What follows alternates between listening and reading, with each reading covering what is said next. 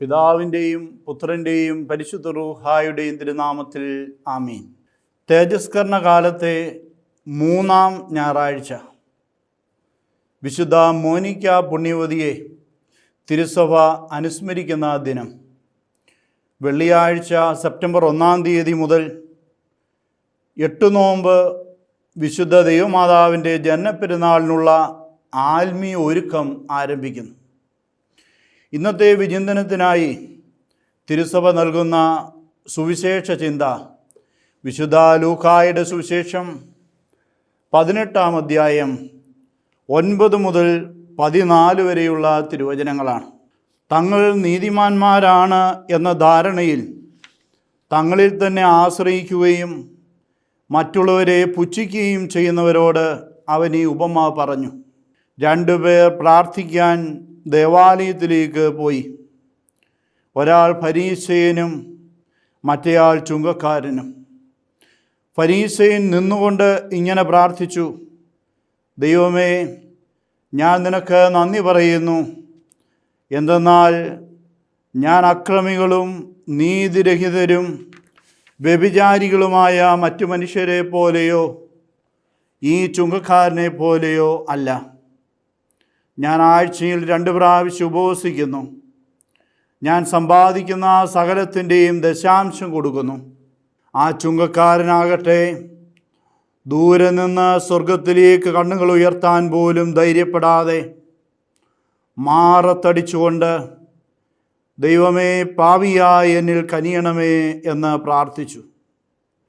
ഞാൻ നിങ്ങളോട് പറയുന്നു, ഇവൻ ആ ഫരീസയനേക്കാൾ നീതീകരിക്കപ്പെട്ടവനായി വീട്ടിലേക്ക് മടങ്ങി.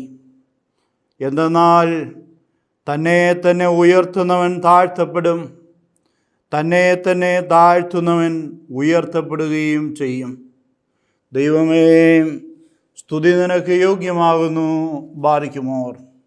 വിശുദ്ധ ലൂക്കായുടെ സുവിശേഷത്തിൽ മാത്രം കാണുന്ന പ്രാർത്ഥിക്കുവാനായി ദേവാലയത്തിലേക്ക് പോകുന്ന ഫരീസയൻ്റെയും ചുങ്കക്കാരൻ്റെയും ഉപമ ഒരു ഗുണപാഠ കഥയാണ്.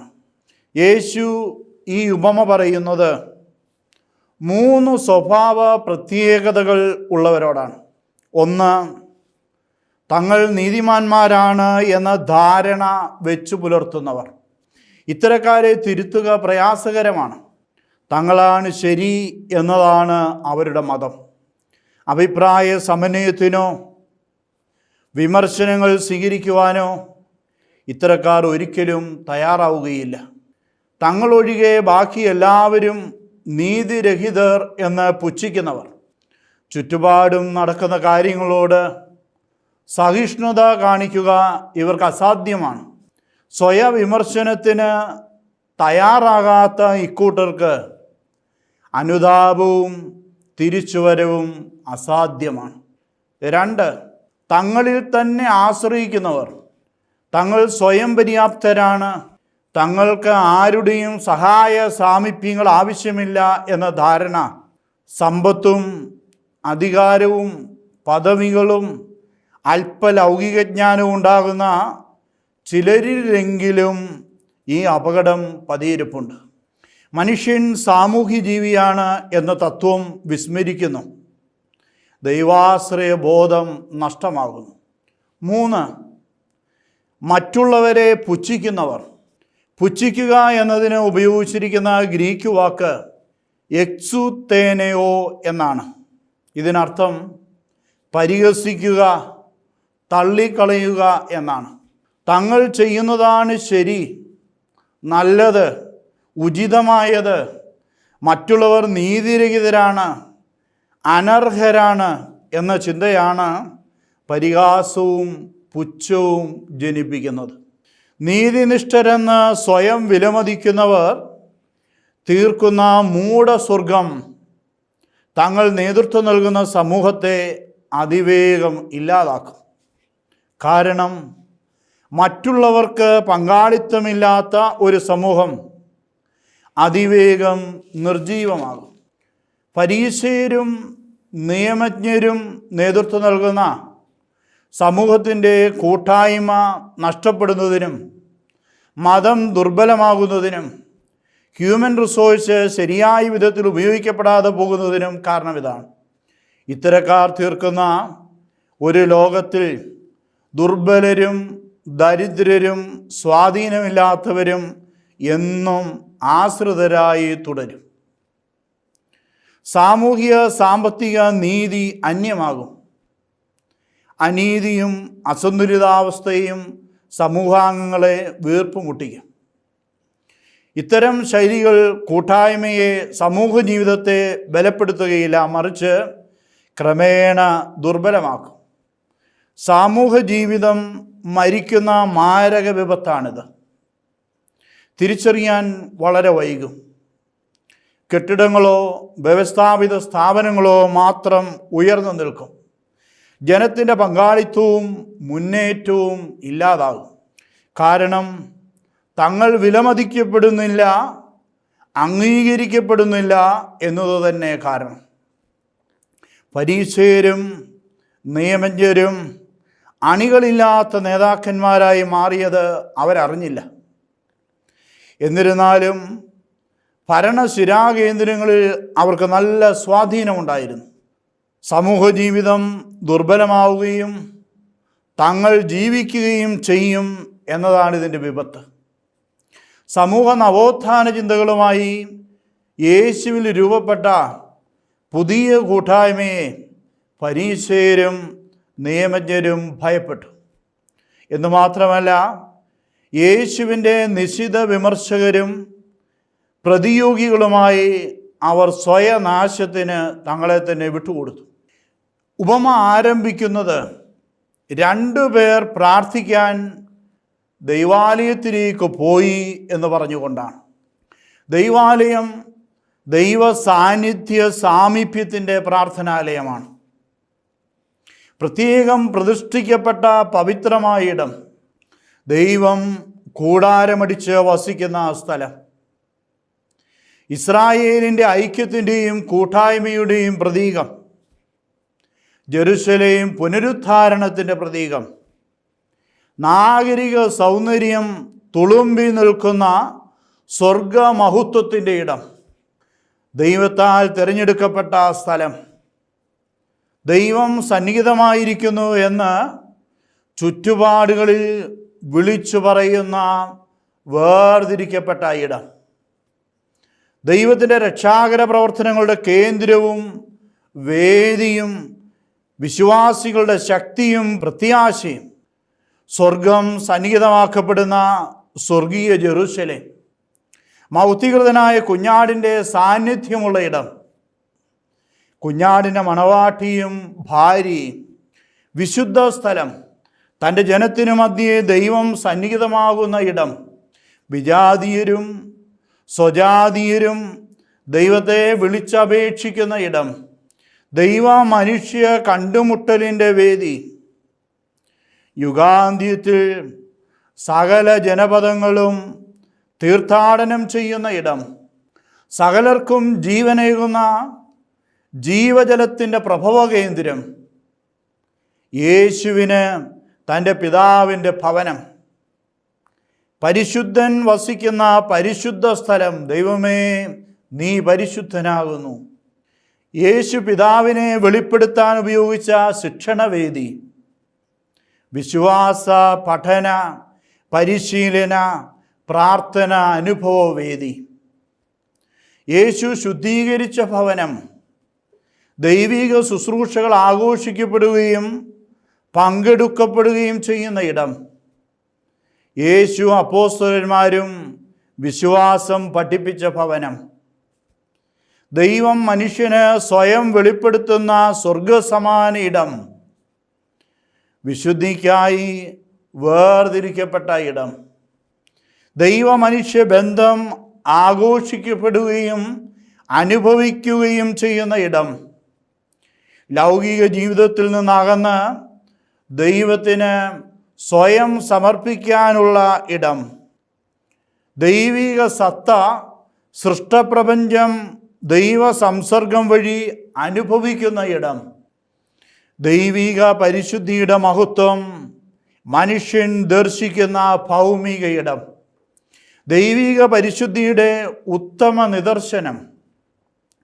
പരിശുദ്ധൻ പരിശുദ്ധൻ, സൈന്യങ്ങളുടെ കർത്താവ് പരിശുദ്ധനെന്ന് സെറാഫുകൾ ദൈവത്തെ പ്രകീർത്തിക്കുന്ന ഇടം. ദൈവത്തിൻ്റെ പരിശുദ്ധിയെ ദർശിച്ച യെശയ്യാ തൻ്റെ പാപാവസ്ഥ ബോധ്യപ്പെട്ട ഇടം. പരിശുദ്ധനായ ദൈവത്തിൻ്റെ മുൻപാകെ നിൽക്കാൻ മനുഷ്യൻ എത്ര അയോഗ്യനാണെന്ന് തിരിച്ചറിയുന്ന ഇടം. ഭയത്തോടെ മനുഷ്യൻ ദൈവത്തെ സമീപിക്കുന്ന മഹാപരിശുദ്ധി. ദൈവത്തിൻ്റെ പരിശുദ്ധ നാമം അധിവസിക്കുന്ന ഭവനം. ദൈവത്തിൻ്റെ പരിശുദ്ധിയെ മനുഷ്യൻ ബഹുമാനിക്കുകയും ആരാധിക്കുകയും പ്രഘോഷിക്കുകയും ചെയ്യുന്ന ഇടം. ദൈവ മനുഷ്യ ബന്ധം വഴി സൃഷ്ടപ്രപഞ്ചത്തെ വിശുദ്ധീകരിക്കുന്ന ഇടം. ബലി അർപ്പകരുടെ ബലിവേദി.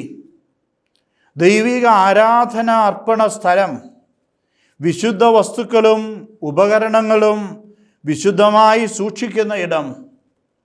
പരിശുദ്ധിയും ധാർമ്മികതയും തമ്മിലുള്ള ബന്ധം വ്യാഖ്യാനിക്കുന്ന ധർമ്മസ്ഥലം. ദൈവം വസിക്കുന്ന ഭൂമിയിലെ സ്വർഗം. ദൈവം മനുഷ്യനെ സ്വയം വെളിപ്പെടുത്തുന്ന വിശുദ്ധ സ്ഥലം. വിശുദ്ധി പ്രഘോഷിക്കുന്ന കത്തുന്ന മുൾപ്പടർപ്പ്. ജോഷുവായിക്ക് കർത്താവിൻ്റെ സൈന്യാധിപൻ പ്രത്യക്ഷപ്പെട്ട സ്ഥലം. പാലും തേനും ഒഴുകുന്ന കാനാൻ ദേശം. സമാഗമ കൂടാരം. പുരോഹിതരെ വിശുദ്ധരായി അഭിഷേകം ചെയ്യുന്ന ഇടം. ദൈവമനുഷ്യ ബന്ധത്തിൻ്റെ ആദ്യ പ്രതീകമായ ഏദൻ തോട്ടത്തിന് സമാനമായ ഇടം. വിശുദ്ധ വസ്തുക്കളെയും ഉപകരണങ്ങളെയും സ്പർശിക്കുന്നവർ വിശുദ്ധരാക്കപ്പെടുന്ന ഇടം. ദൈവത്തിൻ്റെ വിശുദ്ധ ജനത്തിൻ്റെ വിശുദ്ധ സമ്മേളനവേദി. ദൈവത്തിൻ്റെ പ്രിയപ്പെട്ട ജനം ദൈവത്തെ നേർച്ച കാഴ്ചകളുമായി പ്രീതിപ്പെടുത്തുന്ന ഇടം. ദൈവ സാന്നിധ്യത്തിൻ്റെ വിശുദ്ധ വീതി. ദൈവനാമം പൂജിതമാകുന്ന ഇടം. സർവരാലും ദൈവനാമം പുകഴ്ത്തപ്പെടുന്ന ഇടം. സ്വർഗസ്ഥനായ പിതാവേ എന്ന് പരിശുദ്ധനായ പിതാവിനെ വിളിച്ചു പ്രാർത്ഥിക്കുന്ന ഇടം. ദൈവം പരിശുദ്ധൻ, പരിശുദ്ധനായ കർത്താവ് എന്ന് കീർത്തിക്കപ്പെടുന്ന ഇടം. നഗരത്തെ വിശുദ്ധമാക്കുന്ന പരിശുദ്ധ ദേവാലയം. വിശുദ്ധ മാലാഖമാരും സ്വർഗത്തിൻ്റെ അനുഗ്രഹിക്കപ്പെട്ട സംഘവും വിശുദ്ധരും ദൈവിക പരിശുദ്ധിയിൽ സന്നിഹിതമാകുന്ന ഇടം.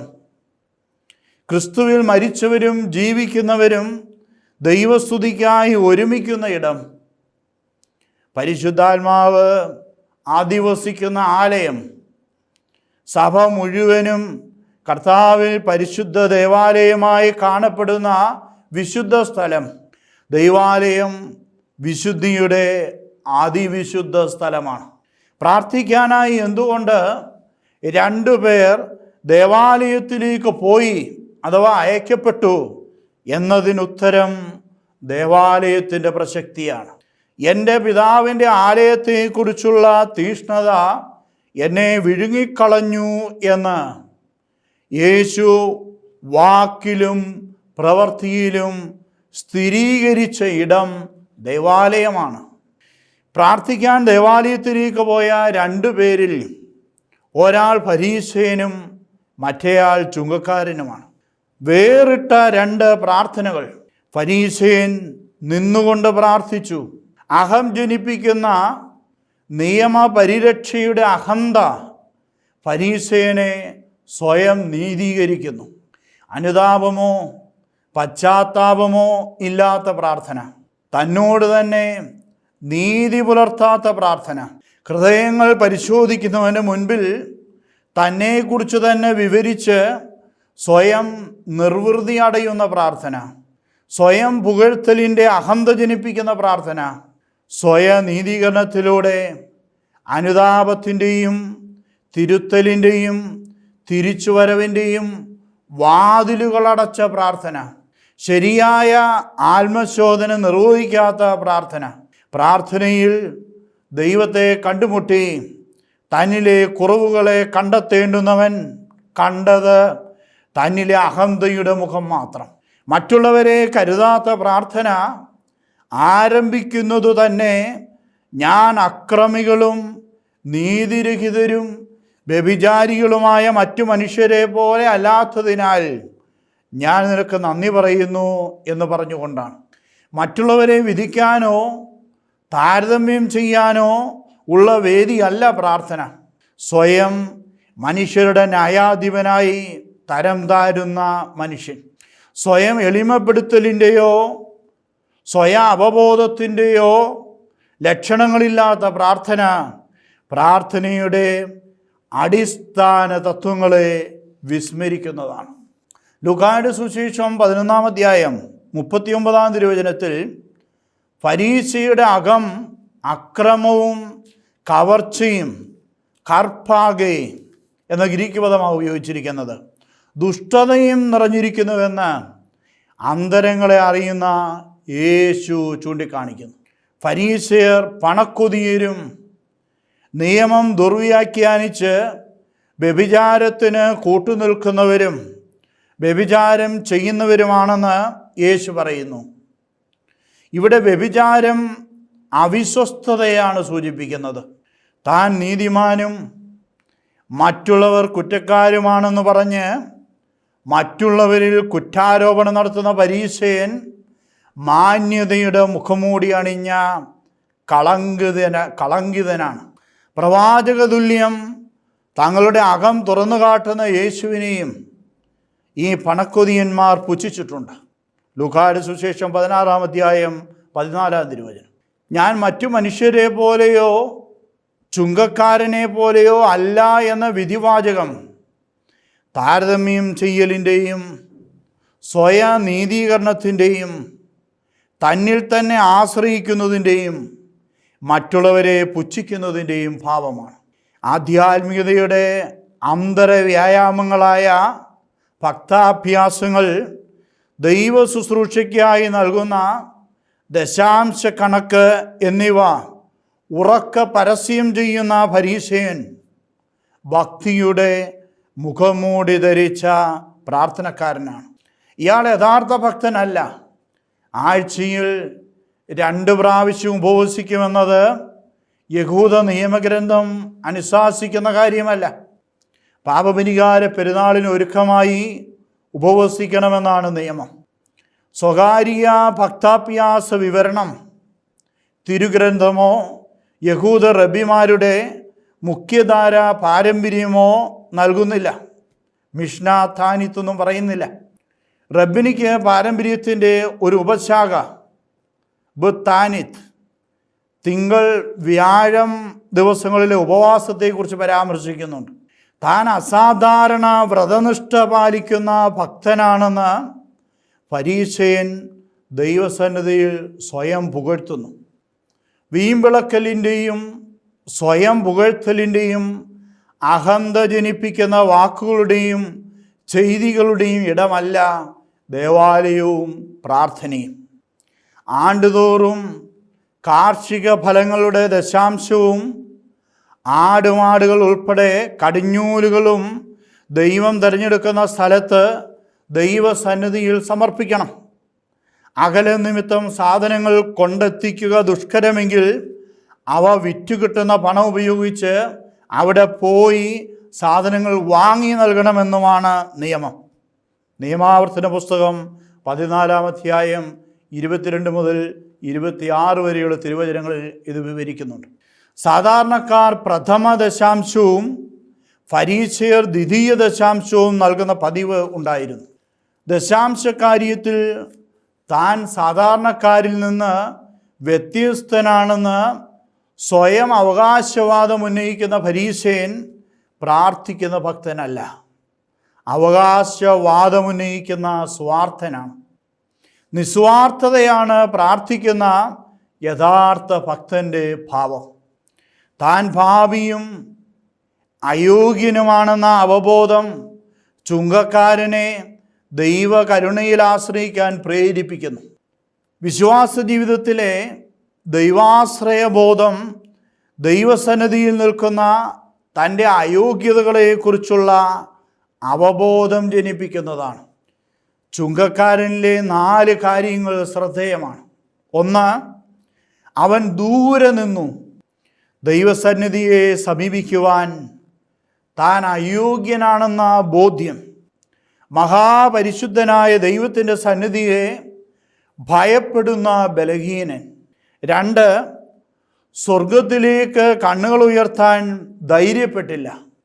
കണ്ണുകൾ താഴ്ത്തി എളിമയോടെ ദൈവസന്നിധിയിൽ നിലയുറപ്പിച്ചിരിക്കുന്ന യഥാർത്ഥ ഭക്തൻ. സ്വയം ശൂന്യവൽക്കരണത്തിൻ്റെ എളിമ കൂടാതെ ദൈവത്തെ മനസ്സിലാക്കുക ക്ലേശകരമാണ്. 3, മാറത്തടിച്ചു. ലൂക്കാ 23:48 അനുതപിച്ചു. പ്രാർത്ഥനയിൽ ഒരു ദർപ്പണം കണക്കെ തന്നെ തന്നെ ദൈവ സാമീപ്യത്തിൽ കാണുന്നവൻ അയോഗ്യത കൊണ്ട് ആത്മധൈര്യം ചോർന്നു പോകുന്നവനാണ്. താൻ പാപിയാണെന്ന് തിരിച്ചറിവ് വലിയ അനുതാപം ജനിപ്പിക്കുന്നു. മാനസാന്തരത്തിലേക്കുള്ള ആദ്യ പടി എളിമയും അനുതാപവുമാണ്. പ്രാർത്ഥനയിൽ തുറക്കപ്പെടുന്ന സ്വർഗം കാണാൻ അനുതാപത്തിൻ്റെ ഹൃദയമുണ്ടാകണം. 4, ദൈവമേ പാപിയായ എന്നിൽ കനിയണമേ എന്ന അപേക്ഷ. പ്രാർത്ഥന കേൾക്കപ്പെടാനുള്ള ആദ്യ വഴി ദൈവ കരുണ തേടുക എന്നതാണ്. ദൈവകരുണയാണ് ദൈവസന്നിധിയിൽ ഒരുവനെ നീതീകരിക്കുന്നത്. ദാവീദിൻ്റെ അനുതാപ സങ്കീർത്തന ചൈതന്യം 51-ാം സങ്കീർത്തനം പാപമോചനത്തിൻ്റേതും ദൈവരാജ്യ പ്രവേശനത്തിൻ്റേതുമാണ്. തൻ്റെ അയോഗ്യത ഏറ്റുപറഞ്ഞ് ദൈവ കരുണ തേടുന്ന ചുങ്കക്കാരൻ നല്ല ദൈവാശ്രയ ബോധമുള്ള യഥാർത്ഥ ഭക്തനാണ്. യഥാർത്ഥ ഭക്തൻ മറ്റുള്ളവരെ കുറ്റം വിധിക്കുന്നില്ല, മറിച്ച് വിധി മുഴുവൻ ദൈവത്തിന് വിട്ടുകൊടുക്കുന്നു. ഫരീസേനെ പരാമർശിക്കുന്നില്ല എങ്കിലും തനിക്കും മറ്റുള്ളവർക്കുമായി ദൈവ കരുണ തേടുന്നു. സ്വയം നീതിവൽക്കരിച്ച ഫരീസേനെ ദൈവം നീതീകരിച്ചില്ല. എന്നാൽ അയോഗ്യത ഏറ്റുപറഞ്ഞ ചുങ്കക്കാരനെ ദൈവം തൻ്റെ കരുണയാൽ നീതീകരിച്ചു. ദൈവം നീതീകരിക്കുന്നവൻ ഭവന അവകാശിയാണ്. അവന് ബന്ധങ്ങൾ തിരിച്ചു കിട്ടുന്നു. എളിമയും അനുതാപവും പശ്ചാത്താപ പ്രായശ്ചിത്ത പ്രവൃത്തികളും പാപമോചനത്തിൻ്റെ ദൈവകരുണയിൽ ഒരുവനെ ഭവനാവകാശിയാക്കുന്നു. അകൽച്ചകൾ ഇല്ലാതാക്കി ദൈവമക്കളുടെ സ്വാതന്ത്ര്യത്തിലേക്കും സ്ഥാനത്തേക്കും ഉയർത്തുന്നു. ഈ ഉപമയുടെ ഗുണപാഠം പറഞ്ഞു തന്ന് യേശു ഈ ഉപമ അവസാനിപ്പിച്ചു. തന്നെ തന്നെ താഴ്ത്തുന്നവൻ ഉയർത്തപ്പെടും, തന്നെ തന്നെ ഉയർത്തുന്നവൻ താഴ്ത്തപ്പെടുകയും ചെയ്യും. സങ്കീർത്തനം 51:17 ഉരുകിയ മനസ്സാണ് ദൈവത്തിന് സ്വീകാര്യമായ ബലി. ദൈവം നുറുങ്ങിയ ഹൃദയം നിരസിക്കുന്നില്ല. സ്വന്തം നീതിയിൽ ആശ്രയിക്കാതെ ദൈവ കരുണയിലും നീതിയിലും ആശ്രയിക്കുന്നവരാവുക. പാപമില്ലാത്തവൻ മനുഷ്യാവതാരം ചെയ്ത കർത്താവായ യേശു ക്രിസ്തു മാത്രം യഥാർത്ഥ ഭക്തൻ. സ്വയം എളിമപ്പെടുത്തി ദൈവ കരുണയുടെ നീതിയിൽ ആശ്രയിക്കുന്നവനാണ്. പിതാവിൻ്റെയും പുത്രൻ്റെയും പരിശുദ്ധ റൂഹായുടെയും തിരുനാമത്തിൽ ആമീൻ.